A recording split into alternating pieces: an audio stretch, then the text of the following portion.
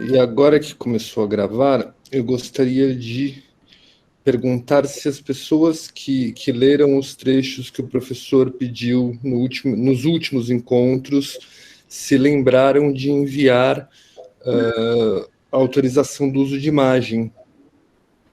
Se não lembraram, eu gostaria de pedir para que vocês, por favor, lembrem de mandar isso para a gente por e-mail do NUR. Dito isso, professor, quando você achar por bem, podemos começar. Ok. Você consegue colocar a apresentação da outra vez? Sim, são a de 30 slides. Isso. Exatamente, 30 Perfeito. slides. E vamos justamente, você lembrava do 21, acho, porque ficamos no 21 da outra vez. Ótimo. Então vamos, sua memória visual, numérica, parece que está funcionando bem, Luiz.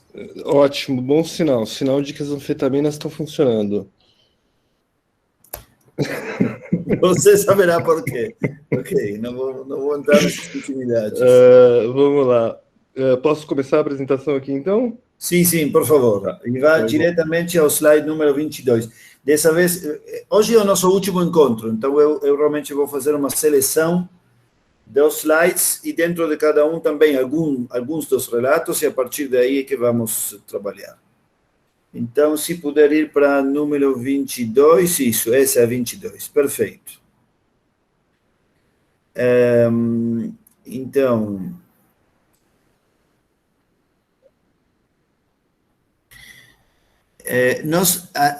na verdade, nós lemos o primeiro parágrafo desta história da outra vez. Estávamos neste Rabino Pinchas de Koretz, que é o terceiro dos discípulos do Baal Shem Tov, o criador do Hassidismo. E estávamos vendo as primeiras histórias dele, porque dos outros dois estivemos vendo no encontro passado e no anterior. Então, só retomando, disse o Rabbi Pinchas, sabe-se que na origem dos tempos, quando Deus edificava e destruía mundos, os vasos se quebraram, porque não conseguiam conter a plenitude neles vertida. Talvez lembrarão aqui os presentes que tínhamos contado um pouco a ideia da Kabbalah Luriana, que introduziu o conceito, o mito, de que a criação seria o resultado de um ato de contrição de Deus. Deus primeiro era tudo, o único que é Deus,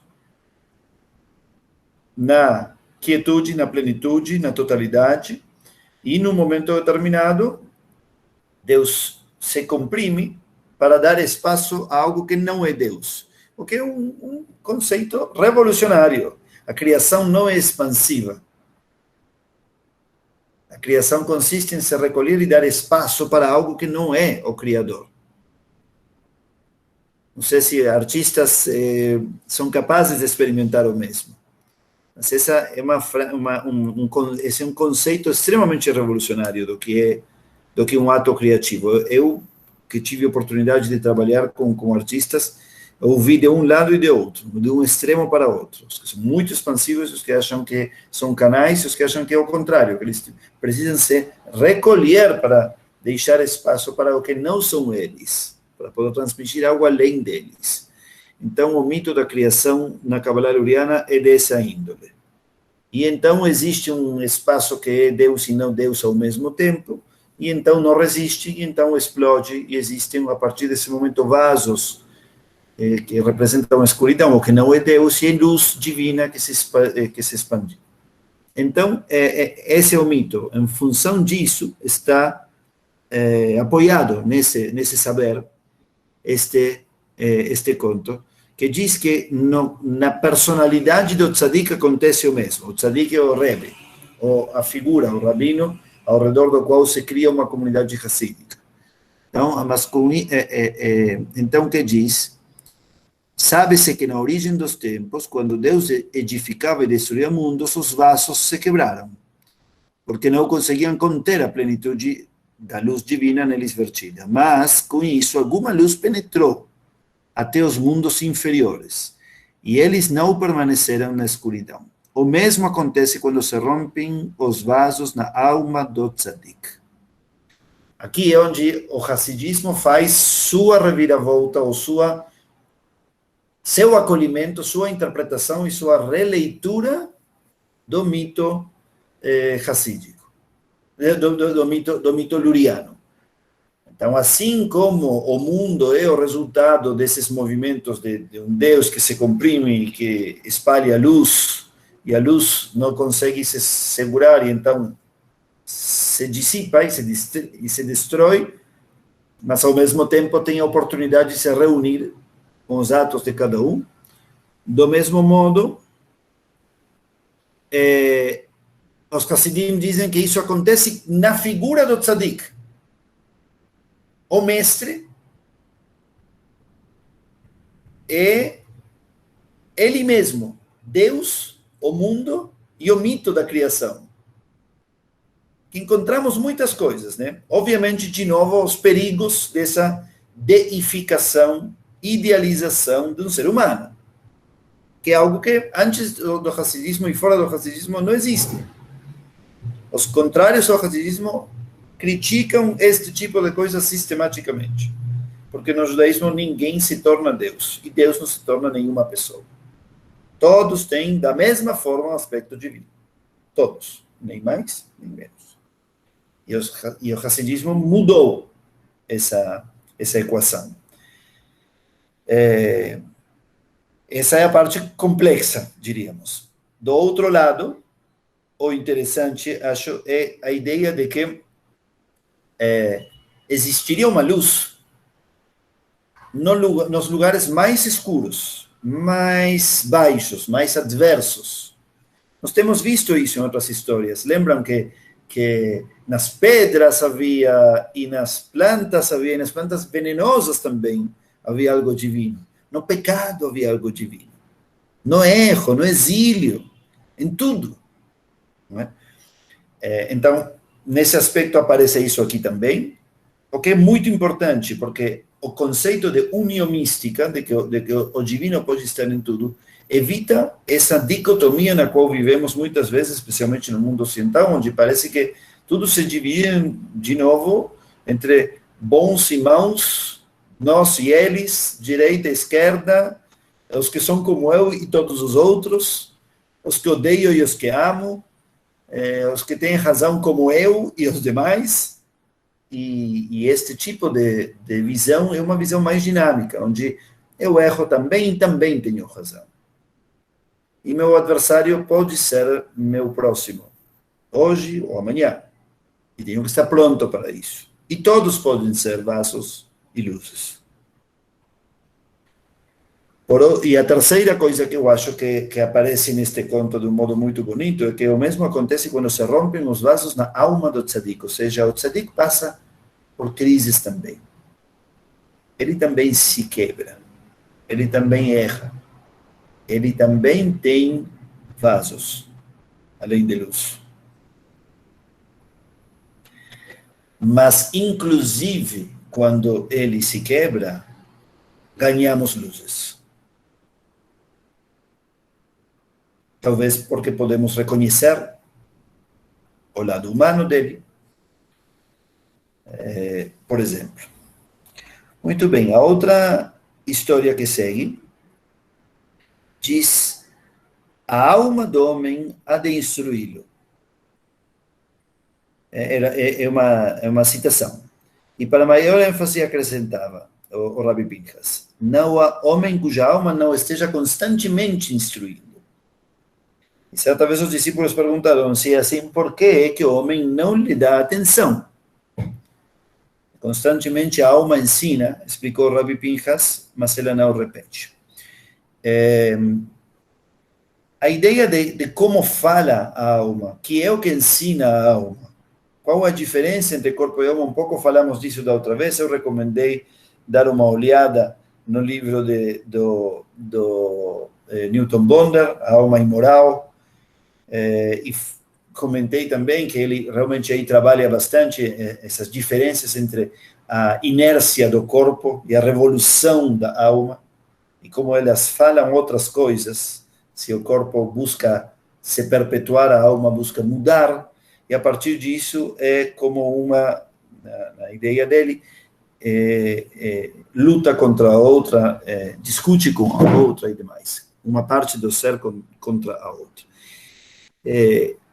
Claro que é uma forma de chamar as coisas. Nós podemos dizer que é o espírito, que são vontades ou verdades diversas, que é o que perpetua, que significa se perpetuar e demais. Aqui é interessante, eu acho, a ideia de que existem partes, eu chamaria isso desse modo, e acho que é mais cuidadoso do que essa dicotomia extrema entre o corpo e a alma, entre a revolução e a perpetuação. Porque também os corpos se transformam, e também as almas ou as vontades podem entrar em inércias. A pergunta é que coisas transformam, que é ensinar, que é aprender, que é repetir.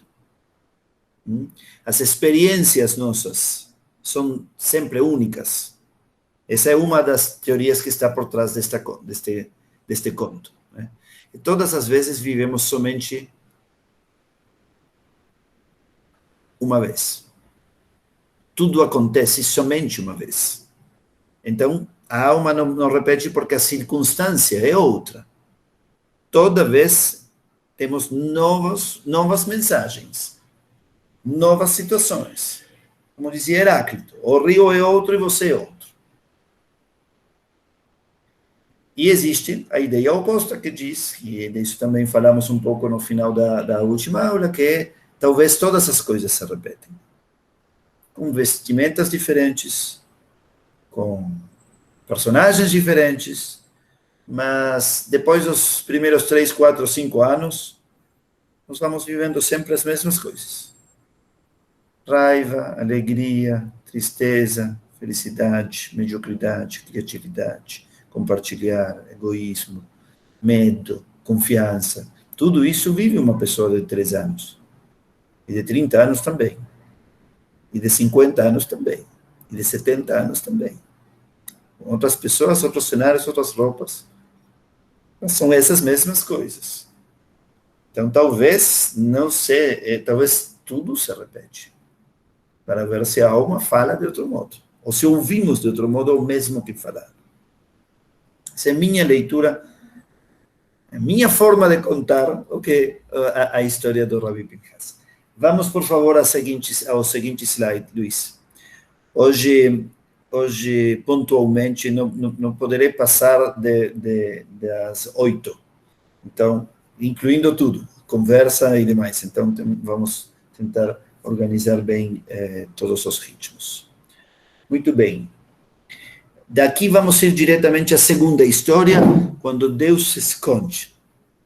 Rabbi Rafael de Bershad, discípulo predileto do Rabbi Pinchas, contou, no primeiro dia de Hanukkah, queixei-me a meu mestre de que quando as coisas vão mal, se torna difícil conservar intacta a fé de que Deus provê para todos. Em verdade, parece que Deus nos esconde sua face. O que se deve fazer para fortalecer a fé? E então o Rabi respondeu, quando sabemos que se trata de um esconder-se, isso já não é mais esconder-se.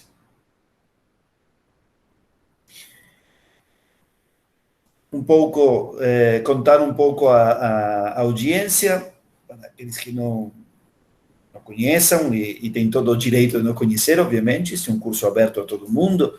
Hanukkah é uma festa judaica que acontece mais ou menos perto do Natal, geralmente no final do ano civil, lá por dezembro. É uma festa que conta sobre a recuperação do Templo de Jerusalém, que tinha sido invadido pelos helenistas, profanado, fechado, e a família dos Macabeus, junto com muitas outras pessoas que se aliaram a eles, o resgataram, o limparam, e o reinauguraram. Hanukkah significa reinauguração. E conta a lenda que nessa reinauguração eles acenderam a vela que precisa estar acesa num templo, numa sinagoga, como símbolo de vida, da atividade. E devia durar um dia até eles poderem conseguir mais azeite. Na época, obviamente, não tinha luz elétrica nem nada, se acendia azeite. E houve um milagre, este é um relato posterior marginal, houve um milagre que esse azeite durou 8 dias. E então ficou essa lenda se tornou uma tradição, e então a festa dura 8 dias, se acendem 8 velas, se acende um candelabro de 8 velas. O primeiro dia se acende uma vela, no segundo dia se acendem 2, no terceiro 3, no quarto 4, até o dia 8, no qual se acendem as 8 velas do candelabro. E por isso também essa festa é conhecida como a Festa das Luzes. Já há muito tempo, há como 2000 anos. Mais ou menos uns 200 ou 300 anos depois da história que acabei de contar, é que o Talmud estabelece esta forma de celebrar essa história através desse acendimento dessas velas. Então, a festa de Hanukkah ficou como uma festa de acendimento de muita luz, uma luz que vai crescendo. Então, como os Hassidim, o movimento hassídico vê em toda a prática, em todo ritual, uma metáfora, um símbolo de alguma outra coisa, eles se perguntam o que se faz quando a sensação é de que não há luz. Você está em Hanukkah, está acendendo as luzes, mas você olha para o seu mundo e diz, isto é somente um símbolo vazio, porque continuo sentindo escuridão. Será que Deus, que é o divino, está se escondendo de mim? E então o Rabi diz, se você sente que o divino se esconde, já deixou de ser um se esconder. Alguém se esconde quando não está. Quando você sabe que se esconde, você já sente a presença, percebe que há algo para procurar, que há algo com que se conectar.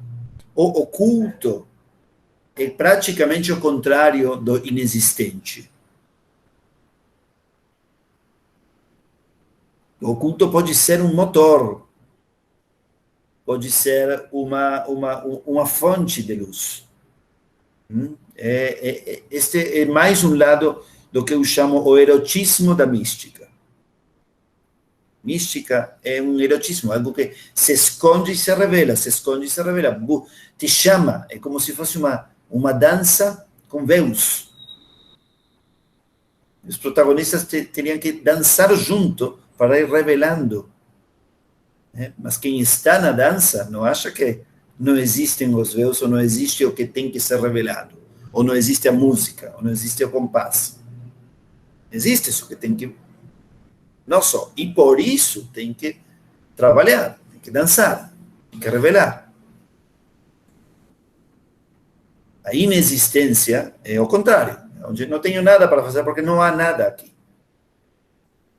A consciência de que há algo divino escondido, oculto, leva a esse trabalho. Muito bem. Vamos então agora a 25. Pulamos o seguinte slide, Luiz, e vamos para o S. Muito bem.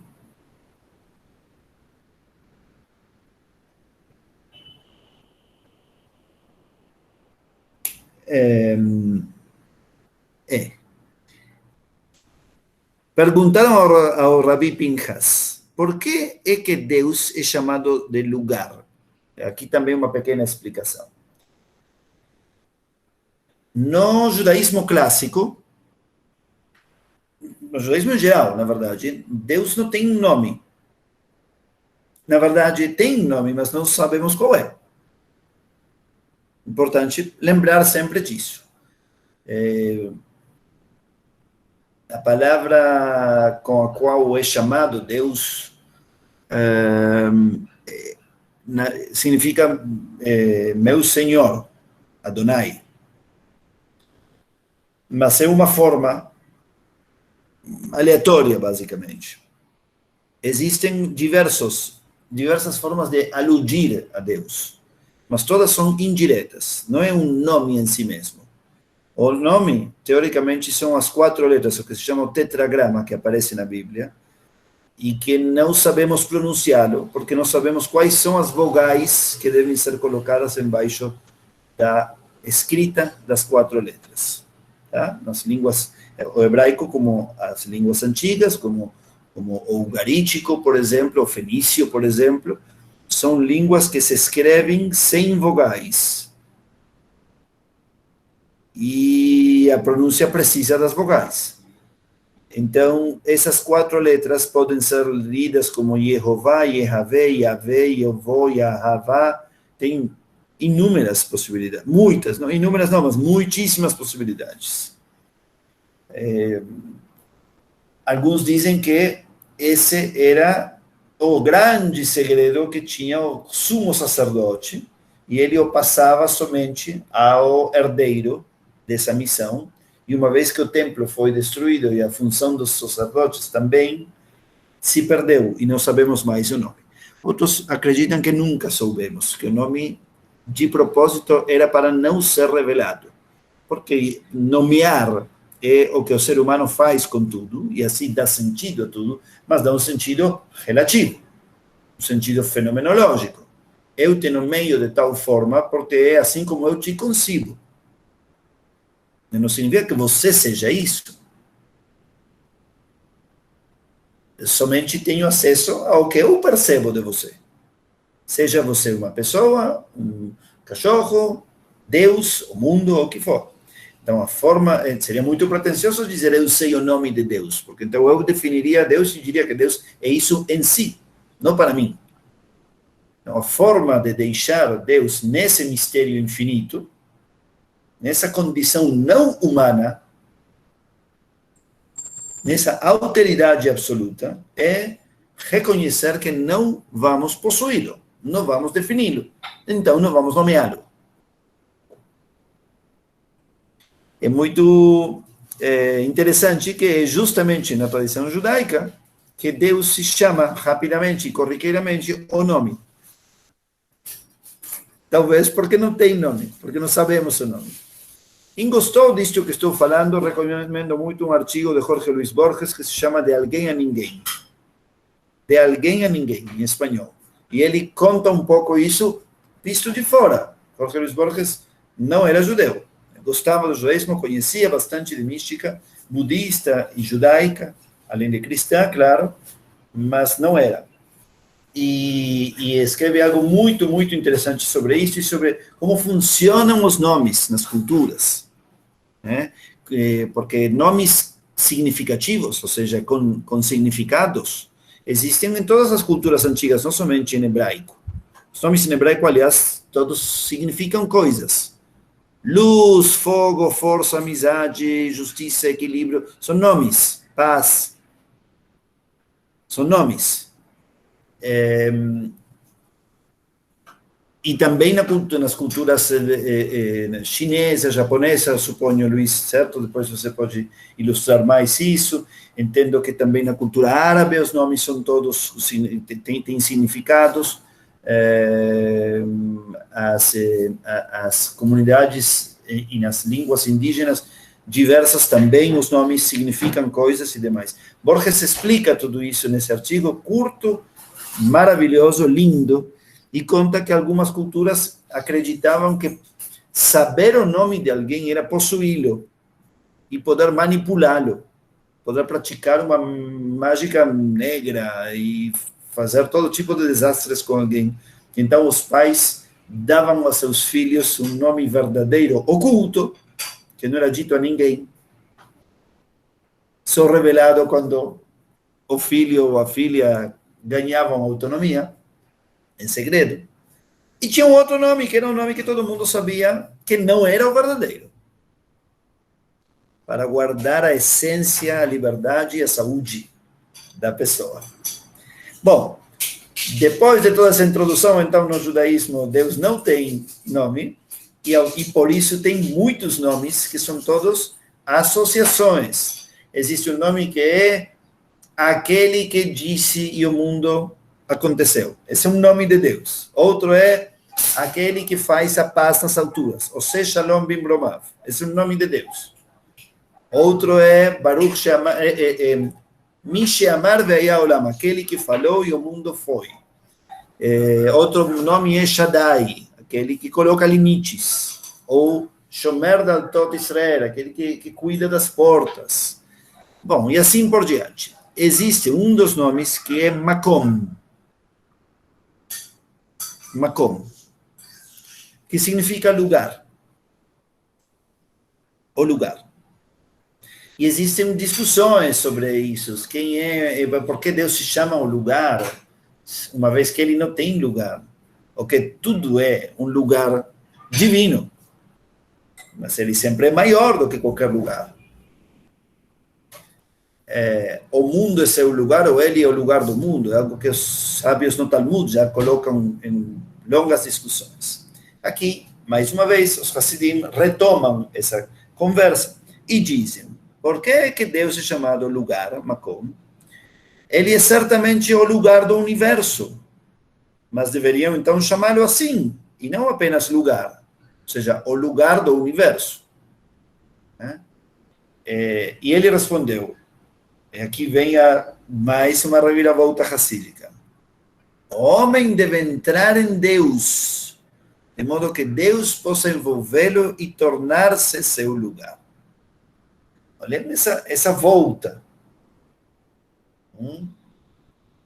Nós estamos acostumados a dizer: eu levo Deus no meu coração. E o texto diz ao contrário. Você precisa penetrar Deus, você penetra Deus, e desse modo torna Deus seu lugar. Como se estivéssemos num avião e víssemos de lá uma ilha muito, muito pequena, descemos, nos aproximamos dela, nos adentramos, penetramos nela, e daí ela nos acolhe, se torna nosso lugar. Nos apropriamos dela, mas de um modo que se invertem os papéis. Eu contei a vocês que existia um outro rabino hassídico que dizia: Deus está onde você deixa ele entrar. Mas esta é uma ideia meio que oposta. Você entra no divino e aí então isso se torna seu lugar. Agora, na praticidade, no prático, no real, no cotidiano, o que significaria isso? Deixo isso um pouco para que pensem vocês também, para que pensemos juntos. Que seria penetrar o divino e aí fazer com que isso seja o nosso lar, o nosso lugar.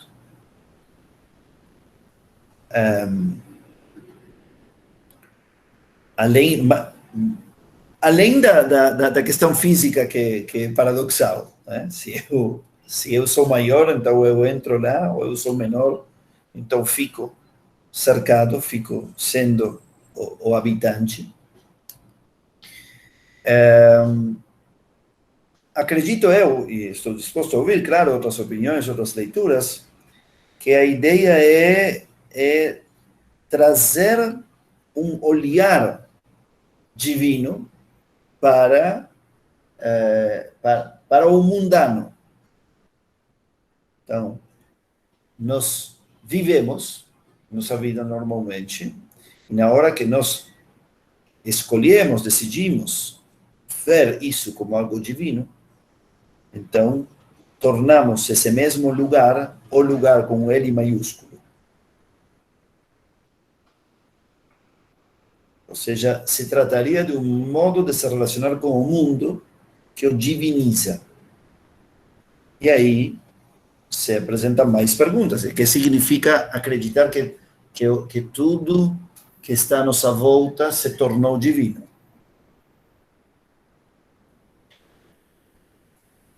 Bem, Continuamos. Vamos agora ao... Este era 25.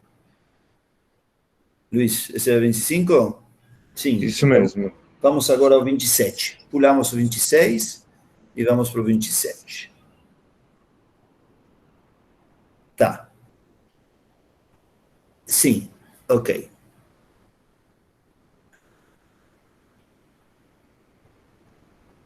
Ok. Isto parece parecido e ao mesmo tempo vai parecer oposto. Vejam, o Rabbi Pinchas sempre tecia altos louvores à música e ao canto. Certa vez disse, Senhor do mundo. Esse é outro nome de Deus. Senhor do mundo, Ribono Shel Olam. O amo do mundo, o dono do mundo. Se eu soubesse cantar, não te deixaria ficar nas alturas, chamar-te-ia com meu canto até que viesses ficar aqui entre nós. Vou trazer o segundo desse mesmo parágrafo aqui, porque é parecido. Falaram certa vez ao Rabbi Pinchas da grande miséria dos necessitados. Mergulhado em dor, ele ouviu, depois levantou a cabeça. Arrastemos Deus para dentro do mundo, exclamou, e tudo se aquietará. O que me chamou a minha atenção, por que estou trazendo isso a vocês? Porque acho interessante que nestes contos é o ser humano que traz ou expulsa Deus. É o ser humano que abre a porta para Deus, o que dá um lugar, uma missão, uma função ao divino. Quer dizer, a atividade, o lado ativo é humano mesmo na miséria, na necessidade. É uma força essencial dentro da fraqueza. É uma determinação dentro da consciência da vulnerabilidade. Ao mesmo tempo, o ser humano se vê necessitado, dependente de Deus, e ao mesmo tempo se vê determinante na presença ou ausência do divino. É ele que reconhece sua necessidade e com isso se torna o motor do divino dentro do humano, dentro do mundano. O que é bastante diferente do que podíamos pensar, né? Se eu sou vulnerável, então eu dependo da ajuda de quem vai decidir me ajudar ou não. Ou, se sou eu que decido tudo, então não sou vulnerável. É o que faço acontecer. Aqui existe uma situação completamente diferente. É o reconhecimento da minha necessidade que me leva imediatamente depois da consciência da vulnerabilidade a ganhar a força para essa solução.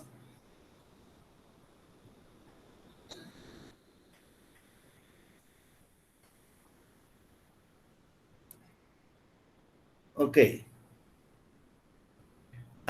Aqui tem outra coisa bem interessante. Acerca das palavras das Escrituras, e ele teu louvor, vehitei la terra, é a frase. Tem uma frase que literalmente diz, e ele é teu louvor.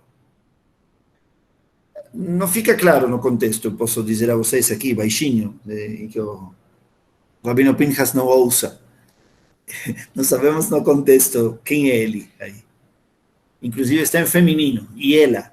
Então, se é Deus, se é a circunstância, se é a reza, não fica muito claro, mas enfim, o mais provável no contexto do versículo é como ele está interpretando, que é o próprio Deus. Então, e ele é teu louvor.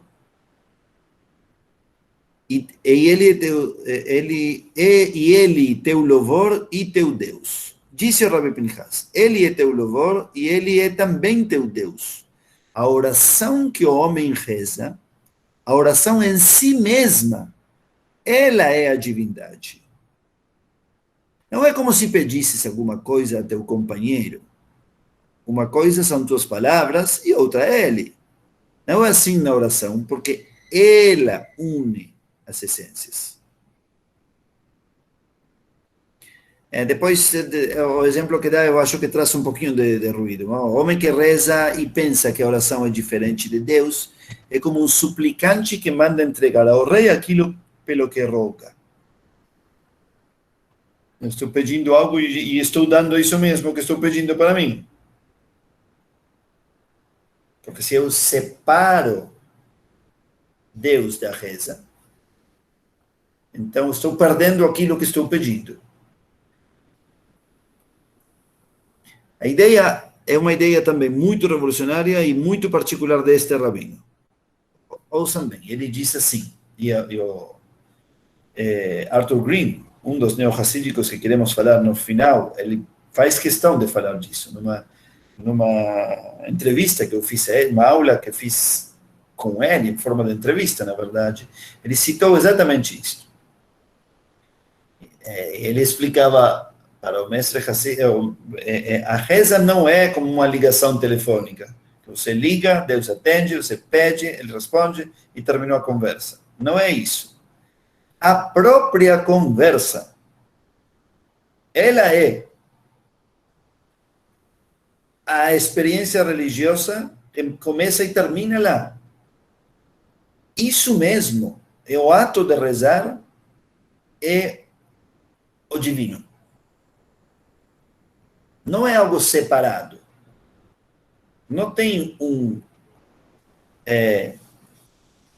alguém que fala, alguém que ouve e um conteúdo que passa. Não é isso que acontece aí. O que acontece é que a experiência da reza te coloca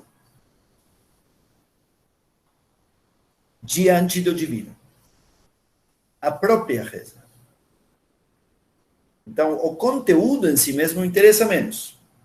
A experiência mesma te tira da dimensão na qual você está e te coloca numa dimensão divina, digamos. O fato de você estar dizendo a reza traz o divino, aciona o divino. Para mim é difícil dizer, mas para ele isso é o divino, a palavra, a experiência. Ou seja, para Arthur Green isso faz muito sentido, porque ele diz que Deus não é alguém, não é algo. Ele fala da santidade, da religiosidade. E a religiosidade é viver essa experiência. Não é alguém com quem você se conecta, é a própria conexão.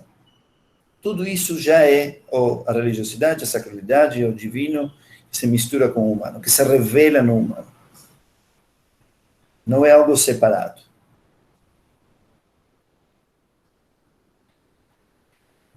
Ok. Vamos agora à seguinte, a número 28. Ok. Disse o Rabi Pinchas, no livro Os Deveres do Coração, aqui também um pequeno parênteses, existe um livro chamado Chovot HaLevavot, escrito por um rabino medieval, século XIII, acho, que se chamava Bachei Ibn Pakuda. A Cecília, que hoje já se desculpou porque tinha outro compromisso, ela justamente estudou e tem alguns estudos sobre esse livro. É bem interessante. É um livro que se coloca entre a filosofia e a mística, no auge da discussão entre os místicos e os racionalistas, ou fora. Este Bachei Ibn Pakuda diz que a maioria do judaísmo famoso nada mais é do que os deveres do corpo, que são pequenos e pouco importantes, e os deveres do coração são outros. Então, escreve um livro inteiro sobre os deveres do coração. Os deveres do coração têm a ver com essa kavaná, com como funciona o espírito, a alma, a vontade da pessoa. Tudo o restante, tudo que envolve algo físico da pessoa, incluída a reza. Olhem a que extremo ele chega, são ainda deveres do corpo. Por quê? Porque a reza usa o corpo, as cordas vocais, a voz, os olhos, as mãos. E os deveres do coração têm a ver com aquilo que não tem nenhuma corporeidade. É bem, bem interessante e está traduzido ao português. Então, quem quiser dar uma olhada pode ver por aí. Assim, é texto medieval.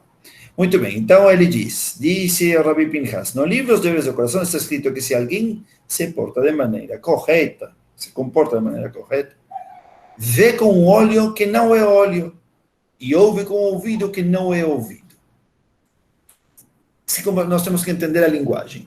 Se comporta de maneira correta, quer dizer, faz um ato religioso, tem uma atitude nobre.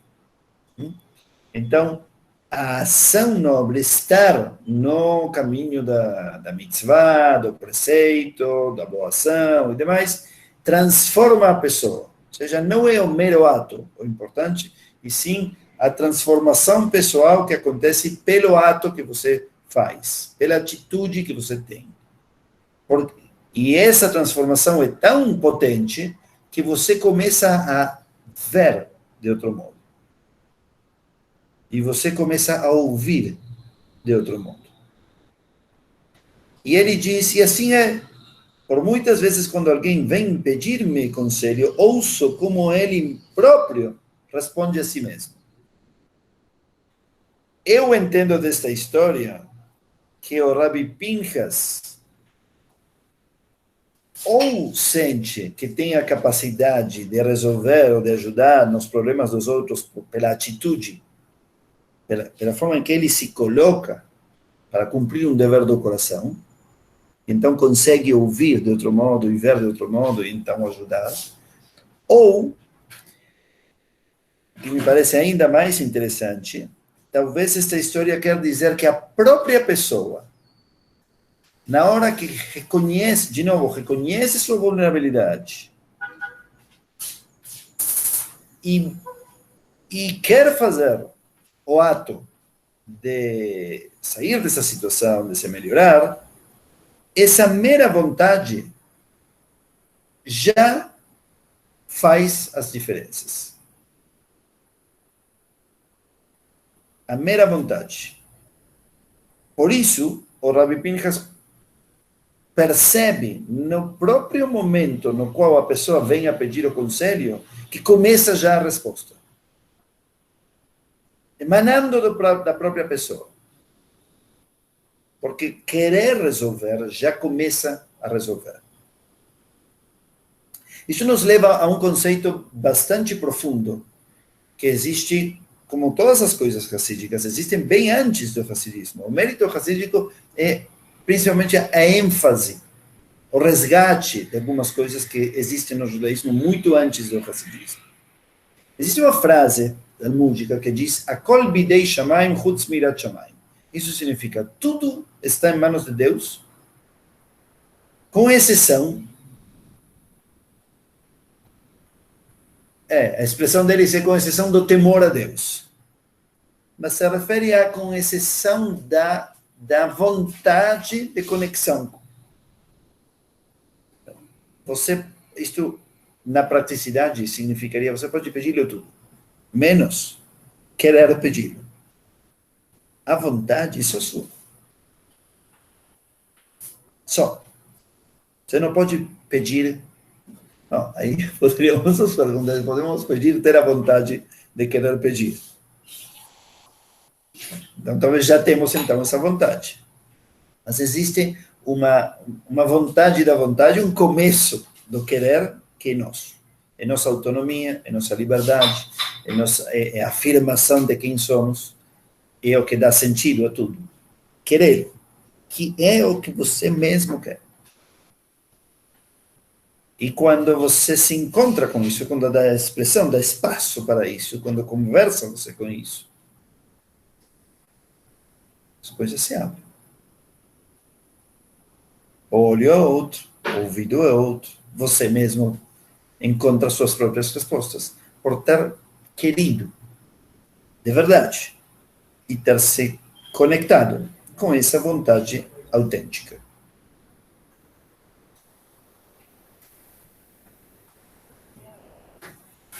Ok.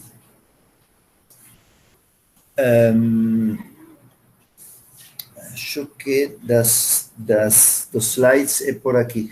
Coloque o seguinte, por favor, Luiz. Vamos ver, me parece que daqui já acho que já terminamos aqui, um momento. Não, perdão, aqui temos mais um pouquinho. Então, porque o homem é feito à imagem de Deus. Cada um suga a divina força de vida de um ponto diferente e todos juntos constituem o homem.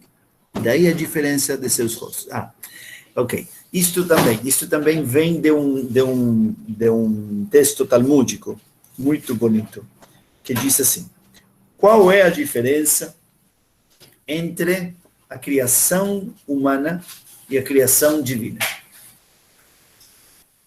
Então, a resposta que dá o Talmud a essa própria pergunta é: o ser humano cria um molde, um modelo, uma matriz, e dele tira moedas idênticas. Saem todas moedas iguais. Agora, Deus, a partir de um ser humano, criou muitos diferentes. Esse é o contexto deste texto. Porque é muito bonito, né? Na minha opinião, pelo menos, porque ao mesmo tempo consegue essa parábola capturar a ideia de que todos os seres humanos somos idênticos e totalmente diferentes. Essencialmente idênticos e diferentes. Essencialmente. Você olha para você e para qualquer outra pessoa e diz: bom, essa outra, não importa quem é a pessoa, e não importa que cultura tem. Não importa se eles estão em Alasca, em Austrália, no Tíbet ou aqui no Brasil. Se trata de uma pessoa, de alguém que tem 2 olhos, não 3, não 5, não um nariz, uma boca, dentes. Nasce, morre. Precisa comer, precisa dormir. Sente calor, sente frio. Tem medos, tem desejos. Tem forças, tem fraquezas. Tem possibilidades, tem limitações. Você é igual a você, idêntico a você. E ao mesmo tempo, que é o que lhe dá calor e frio, o que gosta, o que não gosta, que dá medo, que dá força, que dá alegria, que dá tristeza, que dá melancolia, é tudo diferente. Então você pode se identificar com todo mundo e se sentir completamente estranho de todos. Você tem pontes de identificação com todos e, ao mesmo tempo, tem barreiras com todos. Então, a sensação de que todos são complementares, que todos ao mesmo tempo são todos, e todos ao mesmo tempo são únicos, é talvez de algum modo que está sendo transmitido aí. Ok. Então, esses eram os que queríamos transmitir daqui. Agora eu quero contar a vocês outras 2, 3 histórias curtas, contar eu a vocês, e depois vou dar umas pinceladas sobre o que chamamos de neo-hassidismo, e depois vamos nos despedir. Temos ainda uma boa meia hora. Então vamos lá. O seguinte personagem, depois do Rabbi Pinchas de Koretz, que eu queria compartilhar com vocês algumas histórias sobre ele, se chama Rabbi Levi Yitzhak de Berdichev. É um rabino, um mestre também bem famoso, que veio bem depois. E a ele são atribuídas várias histórias muito bonitas. Uma delas conta sobre... A maioria das histórias dele estão relacionadas a rezas. Assim como talvez tenham percebido que as primeiras estavam relacionadas com o percurso, estavam relacionadas com interpretações da Bíblia, de versículos da Bíblia, outras com releituras de textos talmúdicos ou místicos. No caso dele, a maioria estão relacionadas com sua atitude no mundo e sua atitude na reza. E uma das histórias conta que tem versões ou histórias diferentes, talvez é a mesma história em versões diferentes, talvez são várias histórias que se contaram ao redor dele. Mas uma delas, a mais famosa, conta que estavam uma vez na sinagoga, no momento mais sagrado do ano, e uma criança começou a dizer: A, E, I, O, U, Ba, B, na sinagoga, né? E as pessoas começaram a se incomodar, porque isso estava estragando o fluxo da reza, a música, a palavra. E o Rabbi Levi Yitzhak de Berdichev disse: quem é esse santo cujas palavras abriram o céu para todas as plegárias dessas 24 horas que estamos todos aqui tentando acessar o céu? Era uma criança. Tem uma outra versão que se trata de uma criança que pegou um silbato, se diz, assobiou, ou fez um barulhinho. Tem uma outra que diz que a criança, na verdade, falou para si próprio: eu sou muito criança, eu não sei rezar, eu vou dizer todas as letras, e você lá em cima monte sua reza. Isso é até engraçado. E todas terminam mais ou menos igual. O Rabbi Levi Yitzhak de Berdichev, que está ele compenetrado, tentando rezar, ou está em silêncio, porque as histórias dele são assim, que está todo mundo esperando que ele vai dizer alguma coisa, e ele de repente não faz nada. Começa a chorar, vai embora, diz: não consigo, estou tentando, mas não consigo. De tanta seriedade, tanta densidade que tem sua busca pelo divino. E todo mundo está ao redor, dependendo de que ele vai conseguir. E, de repente, aparece uma voz, ou um som, ou umas vogais, ou umas letras, e é isso que abre o céu. E sempre vem de uma criança. Então, aí, eu acho que aí vemos, de novo, várias das coisas que estivemos aprendendo aqui, né? Que o divino se encontra em todo lado, que não existe barreiras, não existe elite, não existe o grande sábio, o rabino, o mestre, o rico, o pobre, não.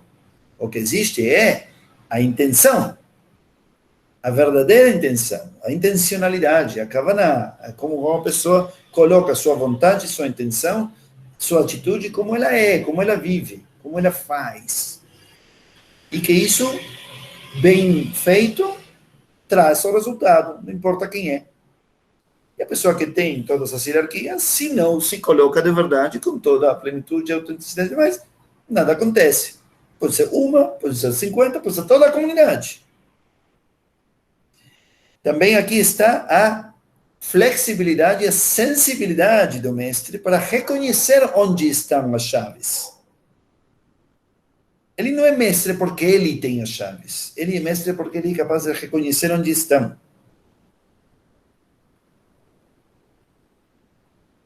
com coragem, na contramão, contra a cultura.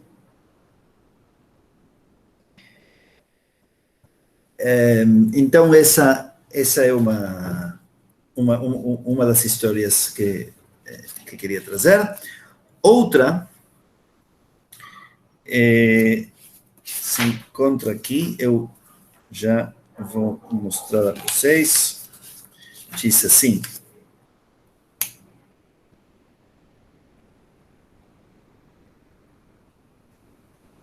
um minuto. A outra história se parece um pouco ao que nós tínhamos, assim, não precisa literalidade, eu simplesmente vou contar, que não sei se todos os que estão hoje aqui estavam também na última, mas lá nós vemos que havia uma história do rabino anterior ao Pinchas de Koretz, ao Magui de Mezrich, que dizia que a luz penetrou também, se lembram, nas plantas venenosas, também na pedra, e que isso não somente mostrava que o divino se encontra em tudo, mas que não somente as plantas medicinais curam o doente, mas também o doente transforma a planta venenosa em planta curadora. Pela sua necessidade dele, da cura, e pela sua disposição a receber a cura.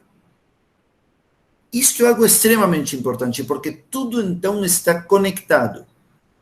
Todos influenciam a todos. Todos podem redimir a todos. Todos podem transformar a todos. Isso é parte dessa união mística. E o Levi Yitzhak de Berditchev chega a algo muito parecido numa outra parábola, que ele diz: quando Deus viu que a alma de Israel estava doente, envolveu-a toda nos panos corrosivos do exílio. E para que ela suportasse, deu-lhe o sono da insensibilidade. Mas para não destruí-la, acorda-a de vez em quando com uma esperança falsa do Messias. E depois adormenta-a de novo, até que acabe a noite e venha o Messias verdadeiro. E é por causa dessa obra que, às vezes, ficam ofuscados os olhos dos sábios. Porque a pergunta da história é essa, por que existem falsos Messias? O movimento racídico se encontrou com muitos falsos Messias. Antropologicamente, historicamente, tem a ver com que tanta divindade no mestre, alguns deles se consideraram a si próprios messias, ou a si próprios deuses. E, obviamente, não traziam resultados. Então, se tornaram falsos messias. Então, existe, especialmente no mundo racídico, mas também na história judaica, tem Shabbatai Tzvi, é muito conhecido, Yaakov Frank também, David Reuveni, existiram vários falsos messias. E também no mundo racídico. Então, eles se perguntam, por que existem os falsos messias? Que castigo é esse? Por que nos confundimos? Por que os judeus foram atrás de falsos messias? E ele dá uma reviravolta. Essa história diz que os falsos messias são mandados por Deus. Como o exílio. É uma forma de nos curar. E são pequenas faíscas, são prenúncios do que virá. Vamos nos preparando. Mas o problema é que, assim como uma pessoa que não dorme a noite toda, vai dormindo e acordando, e os olhos ficam ofuscados, assim também às vezes as pessoas se confundem pelas vezes que são acordados um pouquinho com faíscas de Messias, que não são o Messias. Mas o que ele quer sugerir é: veja nisso pinceladas de luz. Fique com o bom que trouxeram esses falsos Messias. E não se foque no que não trouxeram. Ou seja, quando você tem uma experiência que tem lados bons e ruins, o Levi Yitzhak de Berditchev está dizendo: você pode ficar se mortificando a vida toda, dizendo, mas por que eu aceitei isso, por que eu vivi isso, porque quando você vê o lado ruim. Mas é importante ser generoso com você e reconhecer que existem partes boas.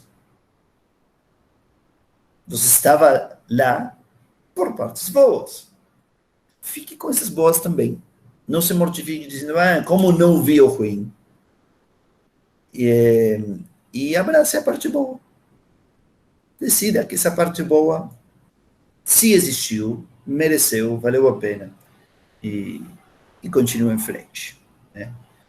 Então, inclusive o exílio, inclusive o pecado, inclusive o falso Messias, que são todos os símbolos do ruim, teria um ato de bondade, uma coisa boa para a pessoa. E, por último, o personagem que segue imediatamente depois de Levi Yitzhak de Berdichev é um rabino chamado de Zúcia. Rabino Zúcia, da cidade de Aripó.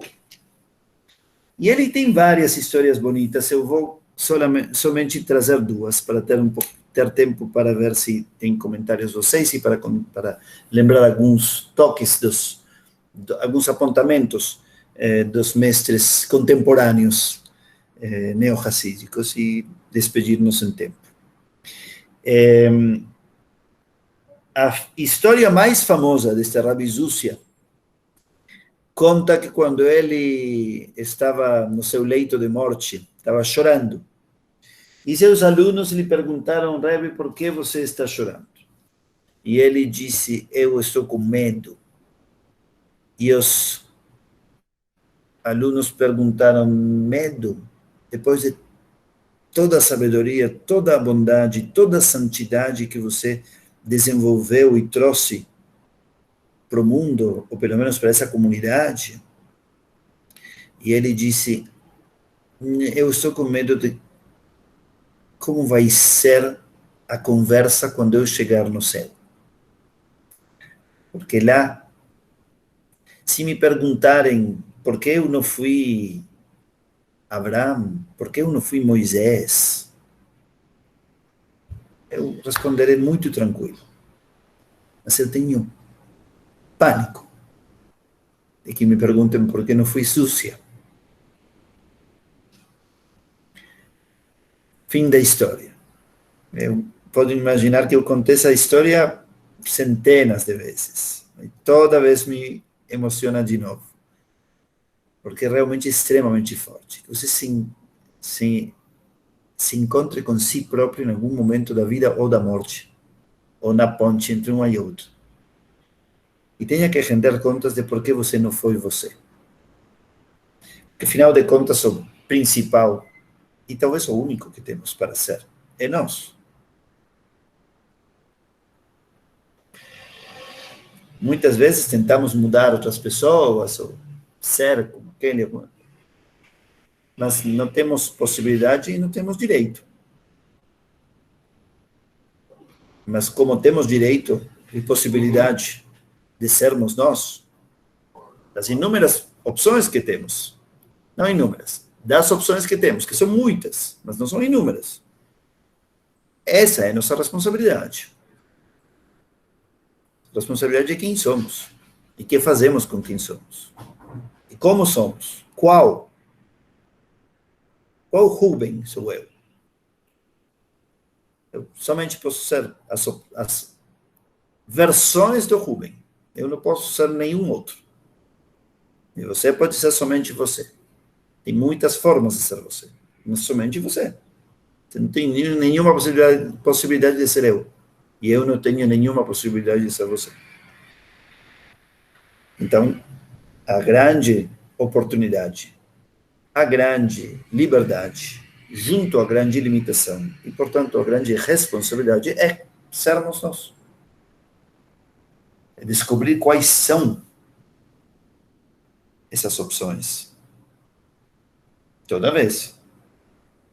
Elaborá-las e desenvolvê-las, realizá-las.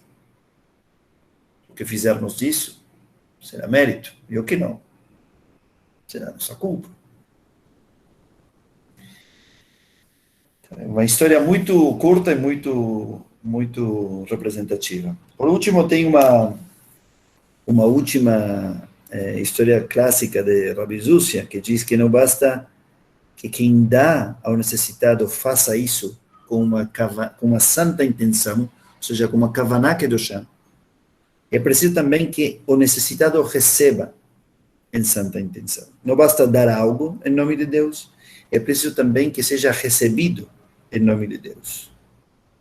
Ele faz essa prédica através de uma frase que diz que Deus pede que as pessoas recebam a oferenda de Deus para ele. Por que recebam e não que deem? Porque dar e receber são dois movimentos de uma mesma moeda, e os dois precisam ter essa intencionalidade completa. Muitas vezes você pode dar o melhor de você, mas se outro não sabe receber isso desse modo, não vai funcionar. E vice-versa. Talvez você recebe com uma alegria especial, mas o outro não deu desse modo. E aí podem ter confusões. Aí entra de novo o conceito do divino. Quando a entrega é completa, no ato de dar quanto no ato de receber, se revela o divino. No ato de dizer quanto no ato de ouvir, no ato de ajudar quanto no ato de ser ajudado, e assim por diante. Toda parte tem seu lado ativo, sua responsabilidade, sua autonomia e sua capacidade de santidade, de divindade. Toda situação, todas as partes. E disso depende que o divino se revele, se manifeste aí ou não. Não há passividade. Há possibilidade de passividade.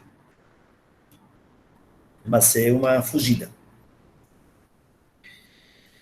Muito bem, até aqui as histórias, e então lembrar que entre os apontamentos, assim como dissemos aqui, vamos fechar de algum modo o círculo, assim como falamos lá atrás, o movimento racídico vem de uma tradição bem antiga, começa na Bíblia, continua no Talmud, depois segue não pela filosofia, e sim pela mística, pela Kabbalah, se renova na Kabbalah luriana, que hoje lembramos, e aí faz uma releitura neste movimento racídico, que nasce no século finais do século XVII, se desenvolve, esses mestres que aprendemos são todos do século XVIII e XIX. E no século XX tem esses desafios, essas distorções, esses problemas muito sérios de radicalismo ortodoxo, de abusos, talvez, de egos e demais. E existe esse espírito espalhado em outros grupos que não são necessariamente essas comunidades racídicas, como, por exemplo, grupos liberais e reformistas que resgatam parte desse espírito, sem os vícios dos radicalismos, que dizem, na verdade, o movimento racídico foi um movimento revolucionário, trouxe novas ênfases, resgatou ênfases, conteúdos esquecidos, trouxe flexibilidades, colocou a alegria por cima da depressão e da melancolia, colocou a ação e a emoção por cima da intelectualidade, acima da intelectualidade, colocou a comunidade acima do indivíduo, colocou o divino e a espiritualidade em tudo, no ser, no agir no mundo, e não apenas na sinagoga. E isso é resgatado quando uma pessoa liberal tenta trazer isso a este mundo, e não quando se isola numa comunidade ultra-ortodoxa, ritualista e demais. E aí é onde nasce o neo-hassidismo. Personagens do neo-hassidismo que vale a pena ler são Arthur Green, de quem temos falado, Shalom Schachter, que ele escreveu livros sobre meditação judaica, sobre a reinterpretação dos salmos, sobre como rezar de um modo racídico moderno. O primeiro trabalho dele se chama Mística e Meditação na era, sim, Mística, Meditação, Kabbalah, enfim, alguma coisa assim, na era de Aquário, porque ele é um hippie.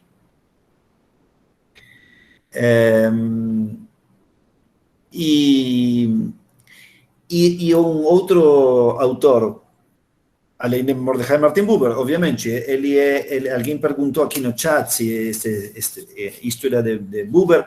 Buber é outro romântico do Hassidismo, ele que fez um trabalho exaustivo, encontrou muitas histórias, resgatou muitas histórias que lhe contaram seus próprios avós neste livro, estão todas em português, na verdade eram 3 ou 4 volumes, que a editora Perspectiva os colocou todos em um só livro,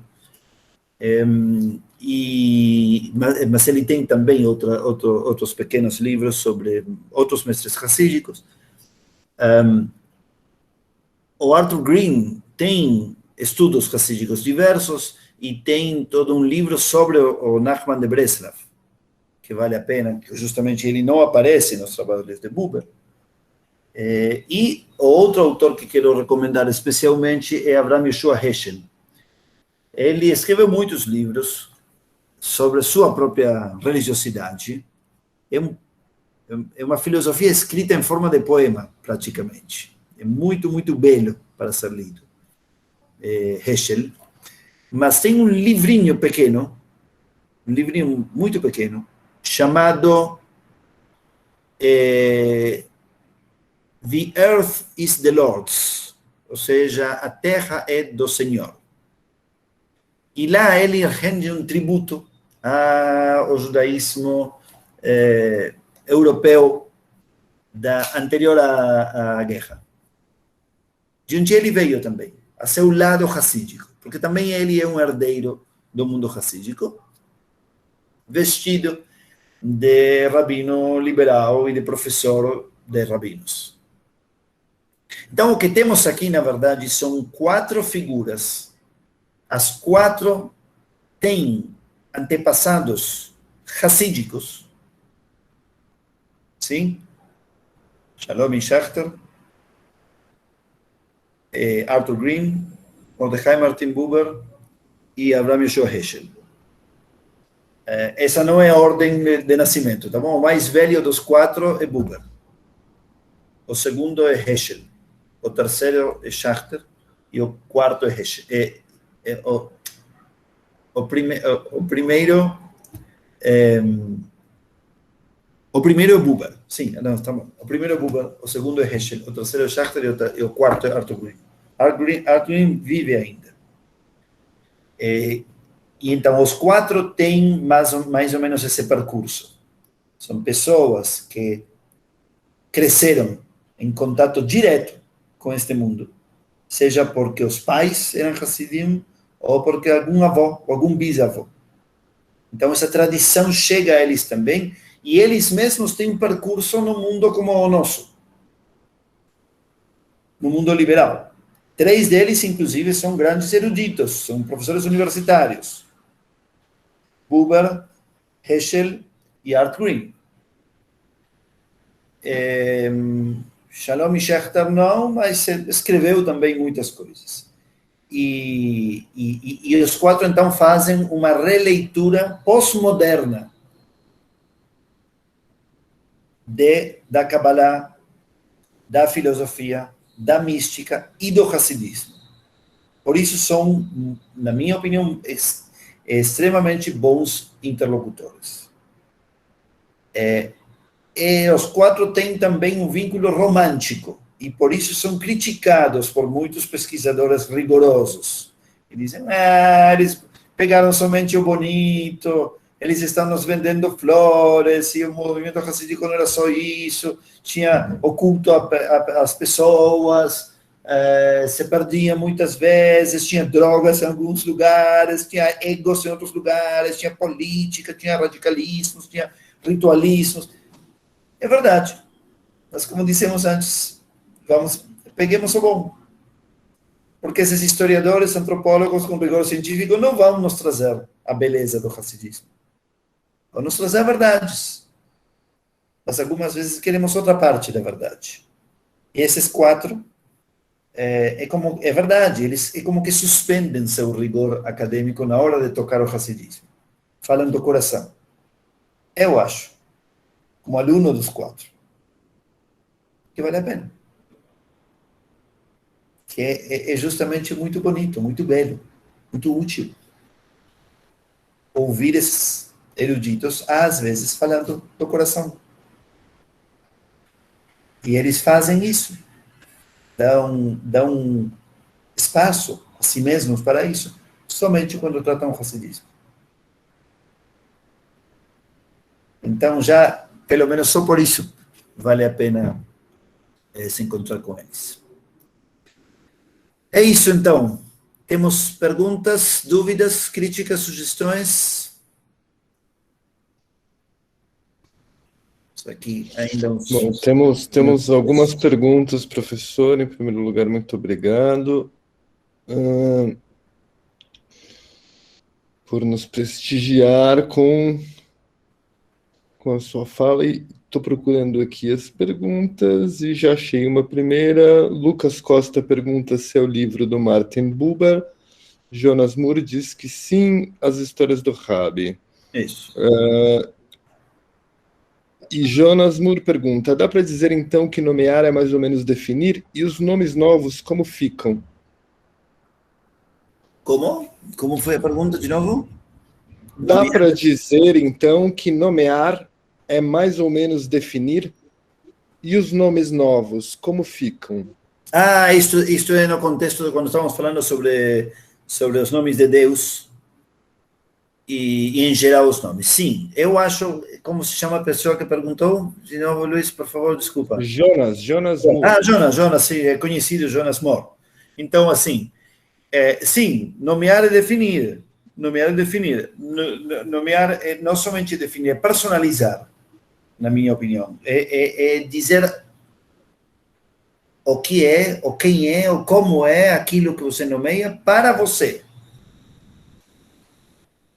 Isto vem, inclusive, da Bíblia. O primeiro que faz o ser humano é nomear, é dar nomes a todas as coisas. E disse, todas as coisas eram isso para Adão. Cada nome que Adão deu, aquilo era isso para ele. Isso não significa que aquilo era isso em si. Aqui nasce a filosofia. A ideia do fenômeno, a coisa como se apresenta, como é percebida, e a coisa como é em si. Isso é Kant. Depois Hegel vai diferenciar um pouquinho mais, vai dizer a coisa para si. Em si e para si. Ou seja, como se percebe a si próprio. E aí vem toda uma reflexão sobre como que sou eu refletindo sobre mim. E sobre o que conheço. E sobre como conheço. Ou seja, eu posso me separar de mim para analisar o que está acontecendo quando eu estou falando sobre como penso. Esse é Heidegger, se alguém se interessa por isso. E daí vai surgir o caminho do que se chama em filosofia e também em psicologia, fenomenologia. Ou seja, aquela disciplina que diz, bom, pode ser que exista alguma coisa em si mesmo, mas não temos nenhum acesso. Nós somente podemos acessar a nós mesmos acessando. Assim como eu, no finalzinho, disse, o único, como disse Susi, o único que posso ser é ser Susi, ser Rubem. Então, eu só posso apreciar você através de quem sou eu. Só consigo ouvir com meus ouvidos e te ver com meus olhos. Ou seja, com os olhos de minha experiência, de minha vivência, de minha capacidade, de minha interpretação e de minha limitação. Que é flexível, eu posso crescer, eu posso aprender. Estou condenado a ser sempre o mesmo. Mas eu não tenho possibilidades infinitas, sou sempre dentro do Ruben. Então, a consciência disso te permite definir, sim, definir para você. Nomear e definir. E o que fazemos o tempo todo é isso, nos relacionarmos dessa maneira. Para Buber, existe algo além disso, e é a entrega. Você não somente se relaciona por como nomeia, você se relaciona por como se entrega a algo. Se interessa isto, eu acho que é muito bonito, muito interessante, e é a forma em que, na minha opinião, Buber consegue vincular a filosofia do diálogo, dialógica, com a união mística que estávamos falando antes. Porque Buber herdou, mamou das duas tradições, filosofia e da mística. E acho que a relaciona desse modo, dizendo que, e o livrinho que recomendo para quem gostar disso é Eu e Tu. Se chama Eu e Tu. Ich und du, I and thou, eu e tu, traduzido um monte de línguas. E aí para ele tudo é relação, tudo é diálogo, mas é uma relação, a grande aspiração é uma relação de totalidade para totalidade. E aí me parece que é a forma que ele encontrou de criar alguma ponte entre a união mística racídica, que comovia ele, e a filosofia dialógica que pensava ele. Bom, temos aqui algumas... Desculpa, Luiz, só para terminar essa questão, então, não somente uma relação de nomear, porque a relação de nomear não é horizontal, objetiva. Um nomeia e o outro é nomeado. Agora vai dizendo, não, essa é a relação eu-isso. A relação eu-tu não são nomeações, são entregas, totalidades. Sim, ok. Diga, Luiz. Vou tentar aqui só pontuar as questões que tem, porque eu sei que você está no seu horário, professor, então, ok, voltamos à questão dos universais do medievo. Lucas Costa pergunta se isso tem mais a ver com tudo ser divino no racidismo ou com uma natureza especialmente divina da linguagem. A Maria... Ok. Não entendi a pergunta. Diga de novo. Se isso tem mais a ver com tudo ser divino no racidismo ou com uma natureza especialmente divina da linguagem? Mas isso o quê? Que não se Não faço ideia. Então, que nos diga depois. Uma natureza divina na linguagem ou com tudo ser divino? Que precisamos o contexto da pergunta. Se puder falar, sim. Escutamos. E aí tem questão... Ele falou aqui agora no chat. Ele mandou agora no chat. Sobre a oração como já sendo divindade. Sim. Tá. Sobre a oração já sendo divindade. Aí a pergunta é se isso tem a ver com que o divino está em tudo ou com a natureza da linguagem, é isso? Isso mesmo. Agora, perfeito. Agora está claríssima a pergunta e é muito pertinente, ótima pergunta. Quem é que perguntou isso? Foi o Lucas Costa. Ok, perfeito. Muito boa pergunta, Lucas Costa. Eu acho que as duas opções que você dá são muito boas. Me parece que, ou seja, poderia estar dizendo, sei lá, que tudo é, assim como para Buber tudo é encontro, talvez estaria dizendo que tudo é linguagem, que tudo é verbo. Porque o humano é verbo, porque nós sentimos através das palavras e pensamos através das palavras e agimos através das palavras. E para nós o mundo foi criado por palavras. E destruímos e construímos com palavras. E também poderia ser pela ideia de que se Deus está em tudo, também está na linguagem. Legal, acho que é um raciocínio muito bom.